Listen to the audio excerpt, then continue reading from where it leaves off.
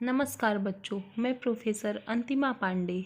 आज हम कक्षा 9वीं की पाठ क्रमांक 7 डॉक्टर का अपहरण यह कहानी पढ़ेंगे। इसके लेखक डॉक्टर हरिकृष्ण देवसरे जी हैं। आपका जन्म 9 मार्च 1938 में हुआ था और आपकी मृत्यु 21 नवंबर 2013 में इंदिरापुरम गाजियाबाद उत्तर प्रदेश में हुई थी। परिचय। आप एक प्रतिष्ठित बाल साहित्यकार थे।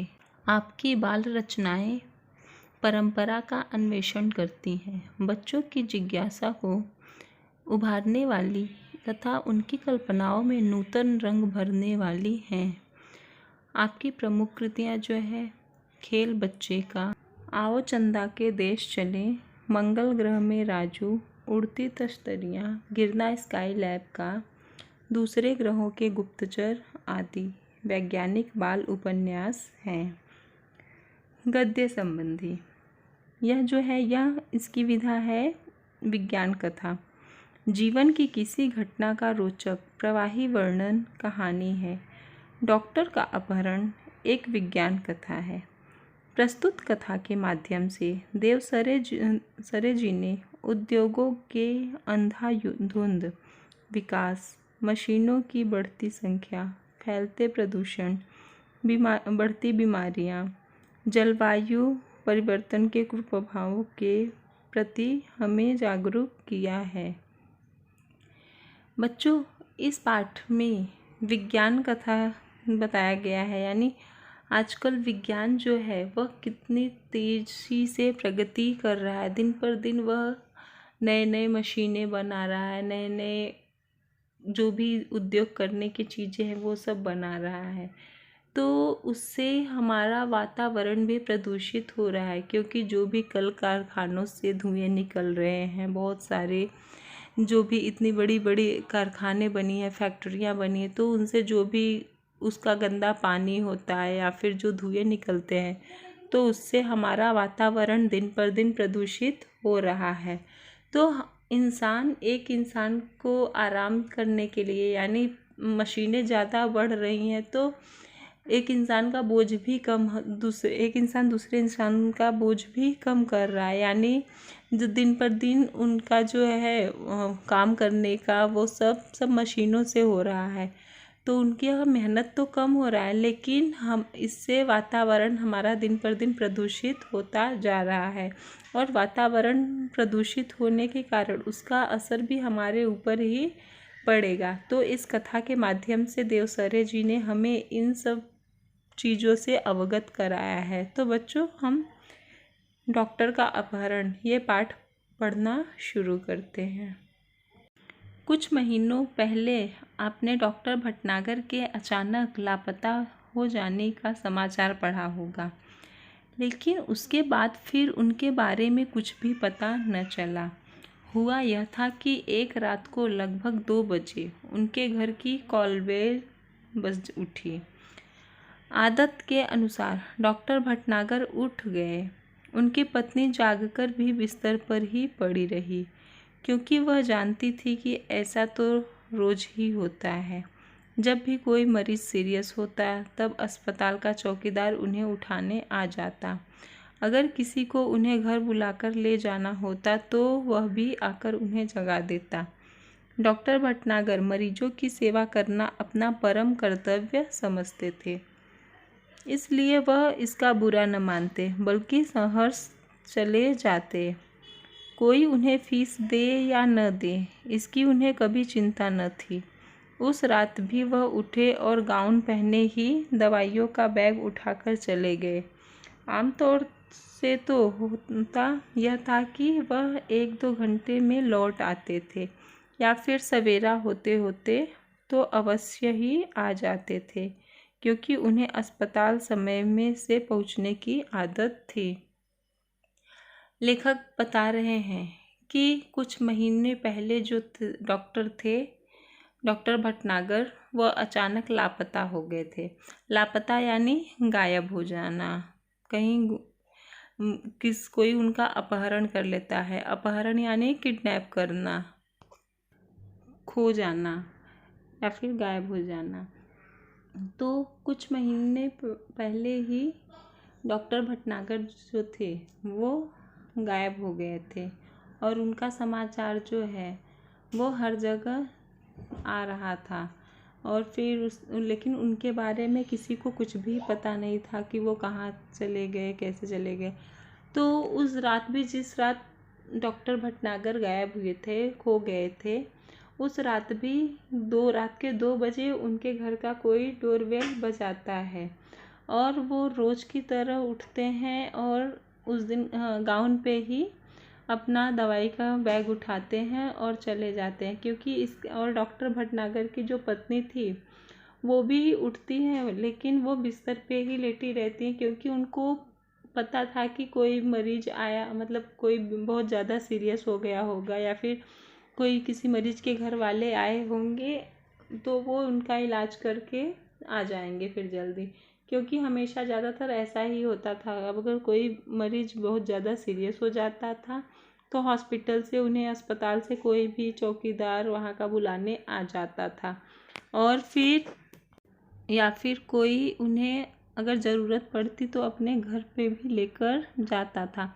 डॉक्टर भटनागर इन सब बात का गुस्सा भी नहीं मानते थे कि कोई इतनी रात को उनको परेशान कर रहा है, डिस्टर्ब कर रहा है। वो खुशी से उठते और अपना दवाई का डिब्बा वगैरह लेकर, दवाई का बैग वगैरह लेकर तुरंत उनके साथ चले जाते थे। तो उस रात भी ऐसा ही हुआ और डॉक्टर 2 बजे के करीब उठे और फिर, क्योंकि डोरबेल किसी ने बजाया था, और फिर अपना दवाई का बैग लिए और वह बाहर चले गए। इसके पहले तो हमेशा ऐसा होता था कि वह 1-2 घंटे में आ जाते थे या फिर सुबह होते होते आ जाते थे, लेकिन उस दिन ऐसा नहीं हुआ। और डॉक्टर भटनागर को हमेशा टाइम के, वो एकदम पंक्चुअल थे, उनको सब कुछ काम टाइम पे चाहिए होता था। इसके लिए वह, क्योंकि उनको हॉस्पिटल समय पर पहुंचना होता था, इसके लिए वो सुबह जहाँ जिसका इलाज करने जाते थे तो सुबह सुबह जल्दी आ जाते थे, लेकिन उस दिन ऐसा नहीं हुआ। किंतु उस दिन जब देर सुबह तक डॉक्टर भटनागर नहीं लौटे तब उनकी पत्नी चिंतित हुई। पहले सोचा कि शायद मरीज की हालत गंभीर होगी, इसलिए देर लग गई होगी। फिर यह भी सोचा कि हो सकता है आज सीधे अस्पताल चले जाएं। लेकिन जब मरीज उन्हें घर पर पूछने के लिए आने लगे तब उनकी हैरानी बढ़ गई। उन्होंने मित्रों तथा कुछ अन्य संबंधियों को फ़ोन किया और डॉक्टर साहब के बारे में पूछताछ की, किंतु कोई जानकारी न मिली। कुछ देर के बाद वह यही मान बैठे कि शायद वे किसी दूर के गांव में गए हों और किसी कारण से जल्दी वापस न आ पाए हों। तो फिर जब डॉक्टर भटनागर की पत्नी उनका थोड़े समय तक प्रतीक्षा कर लेती है, इंतज़ार कर लेती हैं, तो जब डॉक्टर भटनागर नहीं आते हैं तब उनकी पत्नी को उनकी चिंता होने लगती है।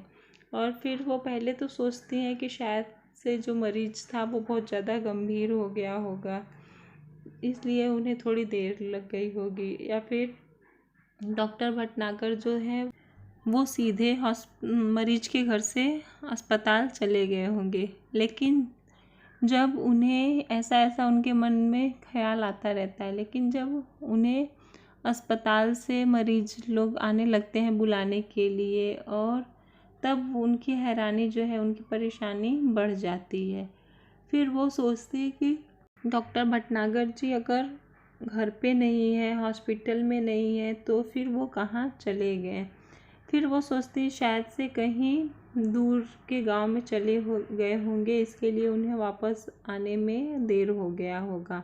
और फिर अपने वो रिश्तेदारों को, संबंधियों को, सबको कॉल करके, फ़ोन करके सबसे जानकारी लेती हैं कि डॉक्टर भटनागर कहीं उनके यहाँ तो नहीं गए, लेकिन कहीं से भी कोई समाचार नहीं मिलता है। शाम तक की भी जब डॉक्टर भटनागर नहीं लौटे तब उन्होंने पुलिस स्टेशन को फ़ोन किया। डॉक्टर भटनागर का इस तरह गायब हो जाना पुलिस के लिए भी हैरानी का कारण बन गया। चारों ओर खोज शुरू हो गई। वायरलेस से संदेश भेज दिए गए। डॉक्टर भटनागर के गायब होने का समाचार बिजली की तरह शहर भर में फैल गया। उनकी पत्नी खोज के लिए केवल इतना ही सूत्र दे सकी कि डॉक्टर साहब अपनी कार में नहीं गए। उन्हें लेने के लिए कोई गाड़ी आई थी, जिसके बड़े पहियों के निशान उन्होंने सवेरे घर के बाहर सड़क और फुटपाथ पर देखे थे। जाहिर था कि डॉक्टर साहब किसी ट्रक या बस में गए हैं। मोहल्ले वालों से पूछताछ करने पर भी कोई जानकारी न मिली। फिर भी पुलिस ने वायरलेस से यह सूचना भी जारी कर दी कि कहीं किसी एक्सीडेंट के बारे में जानकारी मिले तो सूचना तुरंत दी जाए। जब डॉक्टर भटनागर जी की पत्नी उनकी प्रतीक्षा करते करते थक जाती है और सुबह से शाम हो जाती है और वो डॉक्टर भटनागर जो है वापस नहीं आते हैं, तब उनकी पत्नी परेशान होकर पुलिस को इन्फॉर्म करती है, पुलिस को खबर कर देती है कि उनका पति कहीं गायब हो गया है। तो पुलिस भी वायरलेस के ज़रिए हर जगह यह न्यूज़ फैला देता है कि डॉक्टर भटनागर गायब हो गए। अगर कहीं पे भी उनका पता चले तो हमें तुरंत सूचना दिया जाए, या फिर कहीं भी किसी भी एक्सीडेंट वगैरह के बारे में जानकारी मिले तो वो भी हमें बताया जाए। कई दिन बीत गए, कोई सूचना नहीं मिली। चूँकि डॉक्टर भटनागर का कोई शत्रु भी न था, इसलिए यह शंका करना व्यर्थ था कि उनकी हत्या कर दी गई होगी। पुलिस अब केवल दो ही सूत्रों पर विचार कर रही थी। एक यह कि कुछ गुंडों ने उन्हें छिपा लिया हो और सब उनकी पत्नी से मोटी रकम की मांग करे। दूसरा यह कि कोई डाकू दल उन्हें किसी डाकू का इलाज कराने के लिए ले गया हो। दिन पर दिन बीतते गए और डॉक्टर भटनागर के बारे में कोई जानकारी न मिली। उनके इस तरह रहस्यात्मक ढंग से गायब हो जाने से न सिर्फ पुलिस परेशान थी, बल्कि लोग भी भयभीत हो गए थे।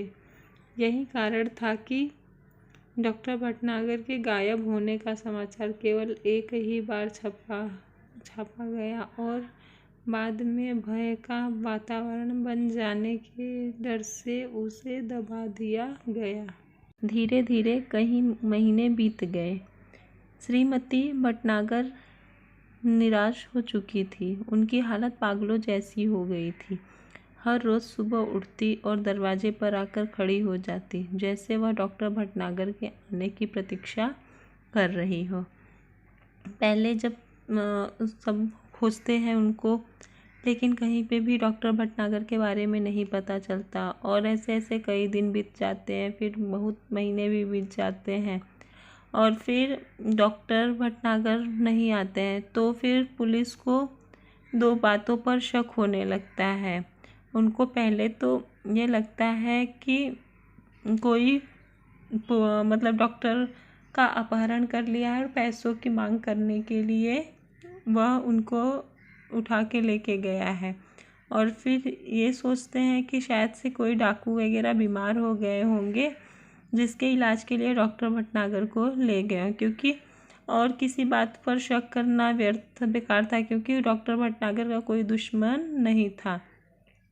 और फिर ऐसे ऐसे ही दिन पर दिन बीतते चले जाते, लेकिन उनकी कोई जानकारी नहीं मिलती। डॉक्टर भटनागर की कोई भी खबर नहीं मिलती है। तो फिर और उसके बाद और भी उनका न्यूज़ वगैरह में कहीं खबर नहीं छापा गया था, क्योंकि इस तरह से गायब होना सबके अंदर डर पैदा कर रहा था।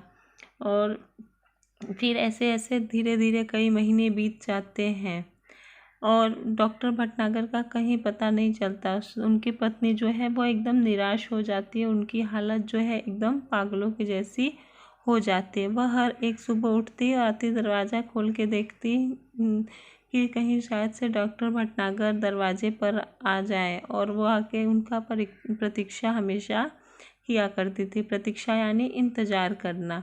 वह डॉक्टर भटनागर का हमेशा इंतज़ार करती थी कि शायद एक दिन ऐसा हो कि डॉक्टर भटनागर कहीं से आ जाएं।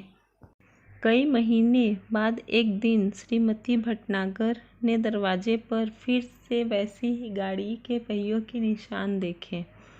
उन्हें लगा कि शायद डॉक्टर साहब आए थे, लेकिन कहाँ हैं। उन्हें तुरंत पुलिस को सूचना दी। खोज जारी हो गई। पुलिस का एक दल उनके घर पर भी आया। उसने गाड़ी के निशान देखे, लेकिन उन निशानों को देखकर कुछ भी अंदाज लगाना कठिन था। हाँ, एक सीडी अवश्य मिली, जो लिफाफे में बंद थी और उस पर श्रीमती भटनागर का नाम लिखा था। उस सीडी को तुरंत सुनने की व्यवस्था की गई। सीडी बजते ही सभी लोग हतप्रभ रह गए। उसमें डॉक्टर भटनागर बोल रहे थे। फिर ऐसे ही कई महीने बीत जाते हैं। एक दिन उनकी पत्नी श्रीमती भटनागर जी फिर से वैसे ही पहियों के निशान उनके घर के सामने देखती हैं और फिर उन्हें लगता है कि शायद से डॉक्टर भटनागर आ गए हैं। वो हर जगह डॉक्टर भटनागर को खोजते हैं, लेकिन वो कहीं नहीं मिलते।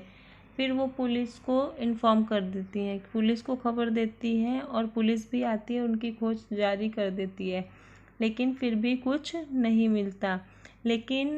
और फिर उस निशान के ज़रिए, उस पहियों के निशान के ज़रिए कुछ भी अंदाज़ा लगाना बहुत मुश्किल हो रहा था कि डॉक्टर भटनागर आखिर हैं कहाँ हैं ऐसे। तो फिर उनके हाथ एक सीडी लगती है और फिर सीडी को सुनने की व्यवस्था की जाती है तुरंत कि किस तरह सीडी सुना जाए। और जैसे ही सीडी लोग सुनते हैं, सभी हतप्रभ रह जाते हैं। हतप्रभ यानी स्तब्ध हो जाना, सुन्न रहना, निश्चेष्ट, यानी ऐसा लगता है उसको सुनते ही सभी एकदम सन्न हो गए हैं, क्योंकि उसमें जो आवाज़ थी वो डॉक्टर भटनागर की थी। तुम सब लोग मेरे लिए परेशान होगे, शायद अब मरा हुआ समझ लिया हो, लेकिन मैं जिंदा हूँ और बिल्कुल ठीक हूँ। तुम लोगों से कई करोड़ मील दूर मैं एक अन्य सौरमंडल में के ग्रह में हूँ। हम धरती वाले सोचते हैं कि शायद दुनिया में जो कुछ है वह हम ही हैं, लेकिन इस ब्रह्मांड में तो हमारे सूर्य जैसे न जाने कितने सूर्य और भी सभी के अपने अपने ग्रह हैं। उन ग्रहों पर दुनिया बसती है और हमसे वे लोग कई गुना ज़्यादा उन्नतिशील हैं। मुझे यहाँ आकर अपने परिवार, मित्रों, देश और पृथ्वी से दूर का दुख हो तो बहुत ही ज़्यादा है, लेकिन इस बात की खुशी है कि मेरा यह भ्रम जाता रहा कि दुनिया में सिर्फ हम ही हैं। मुझे उम्मीद है कि पृथ्वी के लोग मेरी इस बात से कुछ सबक लेंगे। डॉक्टर भटनागर उस सीडी में ऐसा बोल रहे थे कि आप लोग मुझे इतने दिनों से गायब, लापता समझकर अब तक मुझे मरा हुआ भी समझ लिए होंगे, लेकिन मैं यहाँ पर जिंदा हूँ, क्योंकि वह पृथ्वी से बहुत दूर दूसरे किसी ग्रह पर पहुँच गए थे। और फिर वह बता रहे हैं कि जिस तरह से हम सोचते हैं कि धरती पर ही सब कुछ है, लेकिन ऐसा नहीं है। वो जिस ग्रह पे गए हुए थे वहाँ पर भी बहुत सारे, वह उस ग्रह ने भी बहुत ही उन्नति कर लिया था। वह बता रहे थे कि मुझे तो अपने मित्रों, परिवार, सगे संबंधियों से दूर होने का और अपने पृथ्वी से दूर होने का दुख है, लेकिन इस बात की खुशी है कि मेरा जो यह भ्रम था कि पृथ्वी से ज़्यादा उन्नतिशील कोई और भी ग्रह नहीं है, तो यह उनका भ्रम जो है वह अब दूर हो गया है, क्योंकि जिस ग्रह पर डॉक्टर भटनागर गए थे वह भी बहुत ही उन्नतिशील ग्रह था। हाँ, तो पहले सुनो वह कहानी कि मैं कैसे आया। अमेरिका में हुए मेरे सम्मान और मेरे ज्ञान के बारे में इस ग्रह के लोगों ने गुप्त रीति से सूचनाएं इकट्ठी की थी। ये तभी से मेरा अपहरण करने की योजना बना रहे थे। उस रात को जब मैं बाहर आया तब एक आदमी ने मुझे बाहर खड़ी सवारी पर चलने का इशारा किया। मैं अपने सहज भाव से आगे बढ़ा, लेकिन उस विचित्र यान को देखकर चौंक पड़ा। इसके पहले कि मैं कोई विरोध करता या भागने की कोशिश करता, 3 लोगों की मजबूत बाहों ने मुझे जकड़कर यान के अंदर डाल दिया। यान तेजी से घूमकर सूसू की आवाज़ करता हुआ आसमान में उड़ गया। घबराहट के कारण मैं बेहोश हो गया था और जब मुझे होश आया तो वह यान इस ग्रह पर पहुंच चुका था। मुझे एक विशेष किस्म का प्लास्टिक सूट पहनाया गया ताकि मैं ग्रह के वातावरण के अनुकूल रह सकूं। अब चूंकि मुझे यहाँ आए हुए काफ़ी समय हो गया है, मैं यहाँ से भागने की कोशिश भी नहीं कर सकता। इसलिए मुझे आप सब लोगों के लिए यह संदेश रिकॉर्ड करने के भेजने की अनुमति दी गई है। तब डॉक्टर भटनागर अपने गायब होने के बारे में बताते हैं कि जब उन्हें अमेरिका में सम्मानित किया गया था तभी से उस ग्रह के लोगों ने गुप्त रीति से उनके बारे में बहुत सारी सूचनाएं जो है, जानकारियां जो है वह इकट्ठी कर ली थी और उसी समय से वो लोग डॉक्टर भटनागर जी का अपहरण करने की योजना बना रहे थे। योजना बनाना यानी प्लान करना। तो वह जब उस रात जब डॉक्टर भटनागर के डोर का कॉलबेल बजता है तो फिर वह उठते हैं और बाहर आते हैं। तो पहले वह जो आते हैं तो फिर उनके बाहर आते ही जो दूसरे ग्रह का व्यक्ति आया हुआ था, जो दूसरे ग्रह के लोग थे, वह उन्हें डॉक्टर भटनागर जी को अपने यान की ओर इशारा करते हैं बैठने के लिए। तो डॉक्टर तो पहले उनको कुछ अजीब नहीं लगता है, जो वो नॉर्मल तरीके से अपना उनके यान की ओर जाने लगते हैं। लेकिन देखते हैं जब वो उनका यान जो था यानी उनकी जो ले जाने वाला यान था वह बहुत ही विचित्र था, यानी अलग था बहुत ही। तो उसको देखकर वह कुछ विरोध करना चाहते हैं और वहाँ से भागने की कोशिश करना चाहते हैं कि उन्हें 3 लोगों ने पकड़कर और उनको यान में बैठा दिया और डॉक्टर भटनागर फिर घबराहट के कारण बेहोश हो जाते हैं और जब तक उनको होश आते हैं तब तक वह दूसरे ग्रह में पहुंच चुके होते हैं। और वह दूसरे ग्रह में पहुंचने के बाद वहाँ पर, क्योंकि वहाँ का वातावरण पृथ्वी के वातावरण से अलग था, इसके लिए वहाँ के लोगों ने इन्हें डॉक्टर भटनागर को एक प्लास्टिक का सूट पहना दिया था जिससे उनका शरीर जो है वहाँ के वातावरण को झेल पाए। यानी जो भी अगर वहाँ का वातावरण अलग था पृथ्वी के वातावरण से, तो हमें अगर कहीं अलग जगह जाते हैं तो हमें वहाँ के पानी से और फिर वहाँ के वातावरण की वजह से थोड़ा हमारी तबीयत ख़राब हो जाती है और सर्दी ज़ुकाम जैसा हो जाता है। तो डॉक्टर भटनागर तो एक ग्रह से दूसरे ग्रह पे गए थे, तो उनकी तबीयत, उनका हालत क्या होता, इसके लिए वहाँ के लोगों ने उन्हें प्लास्टिक का सूट पहना दिया जिससे कि डॉक्टर भटनागर को कुछ भी परेशानी या तकलीफ़ ना हो। डॉक्टर भटनागर जी बता रहे हैं क्योंकि वह उस ग्रह से तो ऐसे भागकर आ नहीं सकते हैं, क्योंकि वहाँ का जो यान है वो डॉक्टर भटनागर जी को चलाने नहीं आता है। तो इसलिए सिर्फ उन्हें अपना संदेश रिकॉर्ड करके भेजने की अनुमति मिली है। इसके लिए उन्होंने फिर यह सीडी के माध्यम से अपना संदेश पृथ्वी पर अपनी पत्नी को भिजवाया है। इस ग्रह का नाम बड़ा विचित्र सा है। यहाँ के लोग विज्ञान में बहुत आगे बढ़ गए हैं। इनके पास ऐसे यान हैं कि ये एक सौरमंडल से दूसरे सौरमंडल तक आसानी से आते जाते हैं। यहाँ भी लोगों ने रहने के लिए घर बना रखे हैं, कारखाने हैं, बाजार हैं, बस्तियाँ हैं, मोटरें हैं, सभी कुछ है, लेकिन हमसे बिल्कुल भिन्न यानी अलग।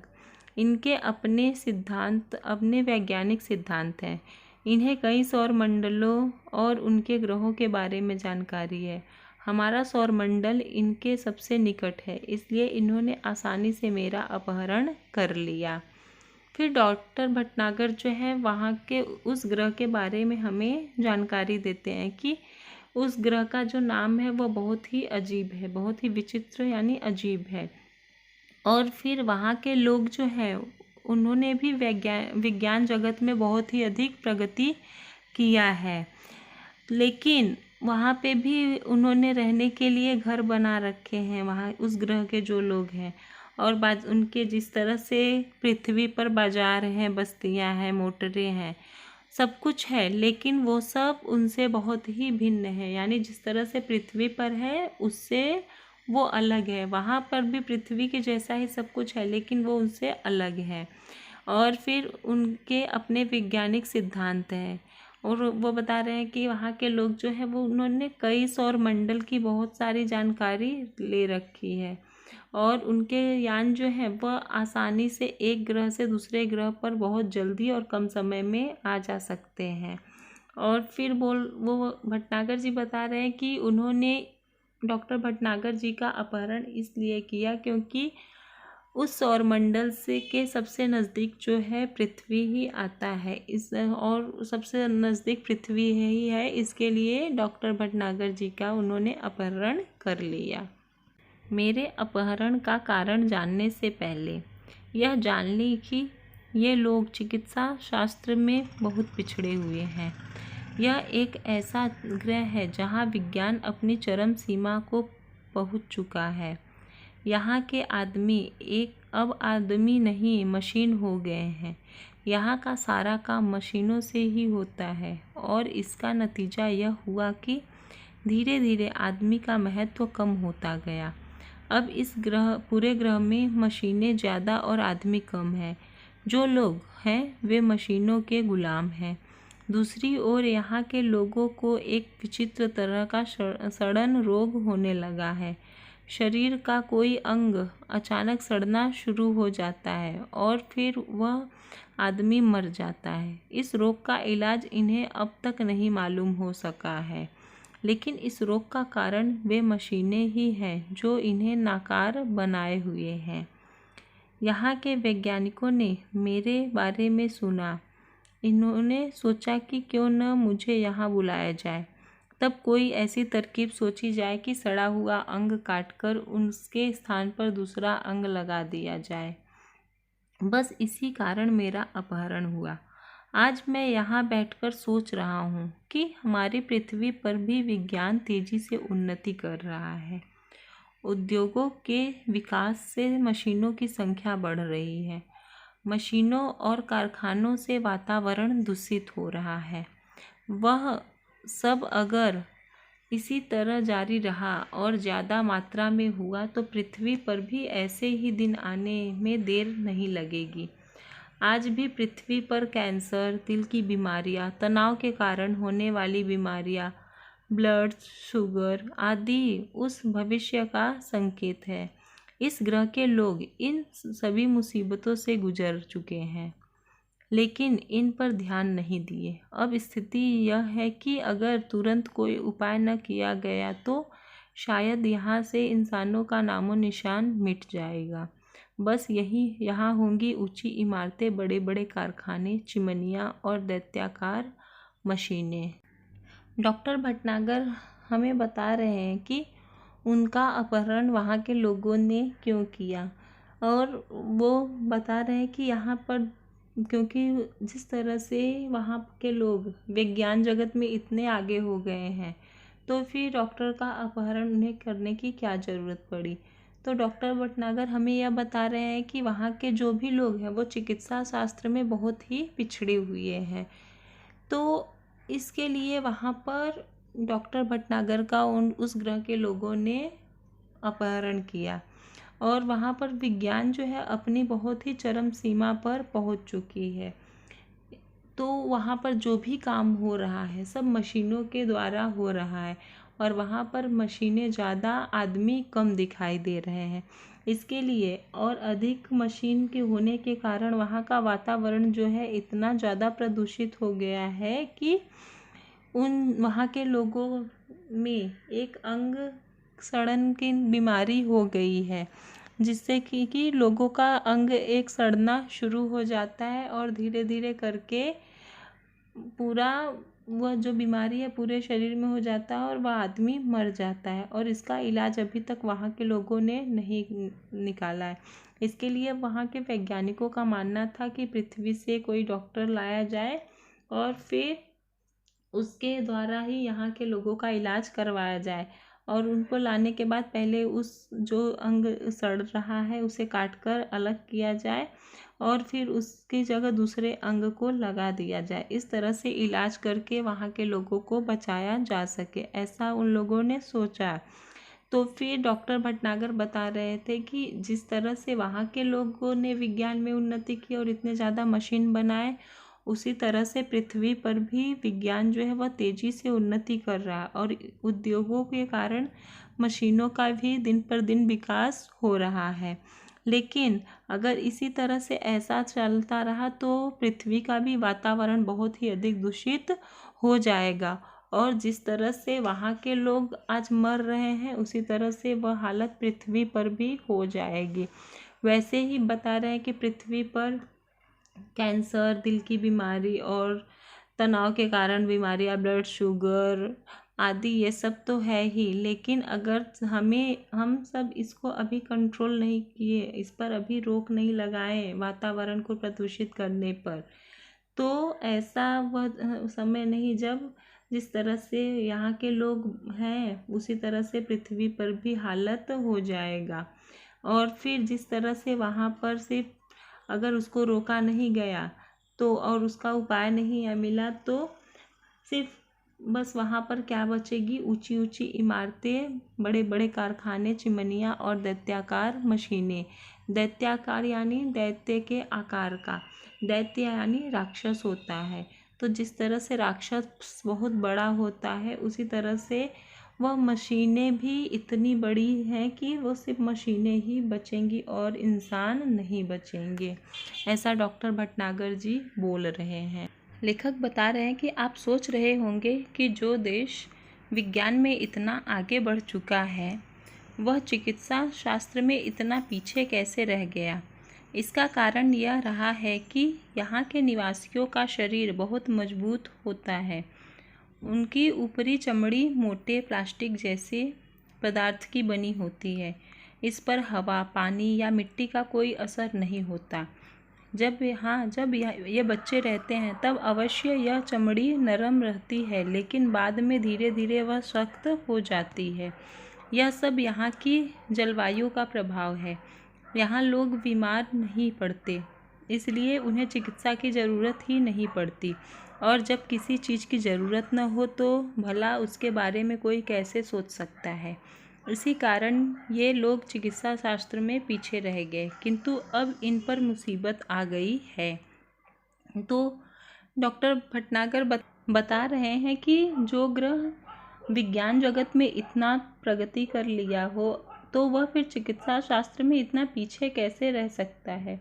फिर वो बताने लगे कि वहाँ के लोग जो हैं उनकी चमड़ी बहुत ही मोटी रहती है, जैसे कि एक प्लास्टिक के पदार्थ की बनी हो, और क्योंकि उस पर हवा, पानी, मिट्टी आदि का कोई भी असर नहीं होता। और जब वो बच्चे रहते होंगे तब जब बच्चे पैदा होते होंगे तो उनकी चमड़ी शायद से नरम होती होगी, लेकिन धीरे धीरे जैसे ही वो बड़े होते हैं धीरे धीरे उनकी चमड़ी जो है वो एकदम सख्त होती जाती है। तो इस तरह से वहाँ के लोग बीमार नहीं पड़ते और वहाँ का जलवायु ऐसा है कि वो लोग बीमार नहीं पड़ते हैं, इसके लिए उन्हें चिकित्सा की कभी ज़रूरत ही नहीं पड़ी। लेकिन और वो फिर बता रहे हैं कि जब जिस चीज़ की ज़रूरत ना पड़े तो उस पर कोई भी काम कैसे कर सकता है, उसके बारे में कोई कैसे सोच सकता है। लेकिन इसी कारण से वहाँ पर कोई चिकित्सा शास्त्र नहीं है। लेकिन अब कुछ समय से इनके यहाँ पर मुसीबत आ गई है और इसलिए इनको डॉक्टरों की ज़रूरत पड़ रही है। मैंने सड़न रोग का अध्ययन कर लिया है और इनके शरीर की बनावट का भी, किंतु समस्या यह है कि पृथ्वी के चिकित्सा सिद्धांतों को यहाँ लागू नहीं किया जा सकता। फिर भी कोशिश कर रहा हूँ। इस घातक रोग के इलाज के लिए दवाएं बनाना है, अंग प्रत्यारोपण के लिए दवाएं तथा आवश्यक साज सामान बनवाना है। ये काम अकेले मेरे लिए कर पाना संभव नहीं है। मेरा छुटकारा भी यहाँ से तभी होगा जब मैं इन्हें इस मुसीबत से बचने का रास्ता बता सकूं। इसलिए अब ये लोग योजना बना रहे हैं कि मेरी सहायता के लिए पृथ्वी से कुछ और वैज्ञानिकों और डॉक्टरों को लाया जाए। मैं उनकी बात से सहमत नहीं हूँ। मैं तो चाहता हूँ कि ये लोग स्वयं ही सारी बातें सीख लें और अपना इलाज अपने आप करें, किंतु उसके लिए ये अभी तैयार नहीं है। यही कारण है कि अब यह बात गुप्त रखी जा रही है कि पृथ्वी से कब और कितने डॉक्टरों और वैज्ञानिकों का अपहरण करके उन्हें यहाँ लाया जाएगा। फिर डॉक्टर भटनागर जी यह बता रहे हैं कि उन्होंने उनके सड़न रोग का अध्ययन कर लिया, यानी सड़न रोग के बारे में पता लगा लिया है कि यह क्या है, कैसे हो रहा है, और फिर उनके शरीर की बनावट यानी उनका स्किन कैसा है, उन सब के बारे में पूरी जानकारी प्राप्त कर ली है। और फिर वह उनके इलाज के बारे में भी कोशिश कर रहे हैं कि किस तरह से उनका दवाई बनाएं और फिर अंग को काट के उनकी जगह दूसरा अंग किस तरह से लगाए, आदि सब बातों का अध्ययन कर लिए हैं। लेकिन डॉक्टर भटनागर बता रहे ये उनके अकेले बस की बात नहीं है। उनके इस काम के लिए और उनके साथ और भी लोगों की ज़रूरत है। तो इसके लिए वहाँ के लोग जो सोच रहे हैं कि वहाँ पृथ्वी से और भी कुछ डॉक्टरों को और भी कुछ वैज्ञानिकों को लाया जाए, लेकिन डॉक्टर भटनागर इस बात से सहमत नहीं है। वो सोच रहे हैं कि वहाँ के लोग ही इन सब काम को सीख लें और अपना इलाज वो स्वयं करें, लेकिन अभी वहाँ के लोग इसके लिए तैयार नहीं हैं। और फिर डॉक्टर भटनागर बता रहे हैं कि यह बात गुप्त रखी जा रही है कि वह वहाँ के लोग कितने लोगों को और कितने डॉक्टरों को अभी उठाकर यहाँ पर लाएंगे, इसका कोई भी उन्हें अंदाज़ा नहीं है। जो भी हो, अब अगर मैं सही सलामत वापस पृथ्वी पर आना चाहूँ तो इनकी इच्छा के अनुसार ही आ सकता हूँ, इसलिए इनसे विरोध मोल लेना ठीक नहीं होगा। फिलहाल यह कहना कठिन है कि मैं कब आ सकूँगा। आप लोग घबराएं नहीं, मुझे यहाँ कोई कष्ट नहीं है। बस मेरे आने तक आप यही समझे कि मैं इस समय विदेश यात्रा पर गया हुआ हूँ। डॉक्टर भटनागर के इस रिकॉर्ड किए संदेश को सुनकर सभी चकित थे। कितना बड़ा रहस्योद्घाटन भी हुआ था, आज के लिए और भविष्य के लिए भी। डॉक्टर भटनागर बोल रहे हैं कि मैं वहाँ पर सही सलामत हूँ और अगर वहाँ से वो आना भी चाहें तो भी नहीं आ सकते हैं, क्योंकि वहाँ के लोगों की इजाज़त के बिना वो कुछ भी नहीं कर सकते हैं। और उनसे विरोध करना भी ठीक नहीं, क्योंकि वहाँ पर वो पृथ्वी के अकेले इंसान थे, बाकी वो वहाँ उस ग्रह के लोग थे। तो सबकी वजह क्या होता है, वो उनको और भी परेशानी होती। इसके लिए वह कह रहे हैं कि मैं यहाँ पर ही ठीक ठाक हूँ, उनको कोई भी प्रॉब्लम, कोई भी समस्या, कोई भी परेशानी नहीं है। और जब तक यहाँ वहाँ उस ग्रह के लोग नहीं चाहेंगे तब तक डॉक्टर भटनागर वापस नहीं आ सकते हैं। और फिर डॉक्टर भटनागर कह रहे हैं कि जब तक मैं वापस नहीं आ जाता तब तक आप लोग ये समझो कि मैं किसी विदेश यात्रा पर गया हुआ हूँ और आप सब मेरी चिंता बिल्कुल भी ना करो। इस तरह का समाचार सुनकर डॉक्टर भटनागर के बारे में जो भी उनकी संदेश को सुनते हैं तो बहुत बड़े रहस्य का उद्घाटन होता है, यानी बहुत बड़े रहस्य से राज खुल जाता है कि आखिर किस तरह से डॉक्टर भटनागर गायब हुए थे, उनका क्या रीज़न था, सब कुछ पता चल जाता है। और फिर आज के लिए भी और भविष्य के लिए भी सबको एक सबक मिलती है कि हमें भी उस ग्रह की तरह अपने ग्रह पर भी नहीं होने देना है। यानी जिस तरह से उस दूसरे ग्रह पर मशीनों के ऊपर ही लोग पूरे निर्भर हो गए थे और सब काम मशीनों के द्वारा कर रहे थे, तो ऐसा हमें अपने देश में नहीं होने देना, अपने ग्रह पर, पृथ्वी पर नहीं होने देना है। क्योंकि जिस तरह से वहाँ के लोग धीरे धीरे करके समाप्त हो रहे थे, तो कभी ऐसा समय ना आए कि हमारे यहाँ का भी वातावरण इतना ख़राब हो जाए, हमारे यहाँ का भी जो प्राकृतिक है इतनी ख़राब हो जाए कि हम भी इस तरह से बीमार हो जाएं कि यहाँ पर भी इन लोगों के इलाज के लिए समय ना मिले, लोग एक दूसरे से भी ना, क्योंकि वैसे ही अभी अनेक बीमारियां फैली हुई है जिसका इलाज बहुत ही मुश्किल होता जा रहा है। तो ऐसे ही अगर दिन पर दिन हम विज्ञान जगत को बढ़ाते रहें और अनेक मशीनें बनाते रहें और उससे वातावरण हमारी जो है वो प्रदूषित होती रही, तो उस प्रदूषण का खामियाजा हमें ही, हर इंसानों को ही भुगतना पड़ेगा और अनेक बीमारियां भी उत्पन्न होगी। तो इसके लिए हमें चाहिए कि कम से कम जो वातावरण को सुरक्षित करने वाली चीज़ें हैं, यानी अधिक पेड़ पौधे हमें लगाने चाहिए और हमारे वातावरण को साफ और सुथरा रखना चाहिए।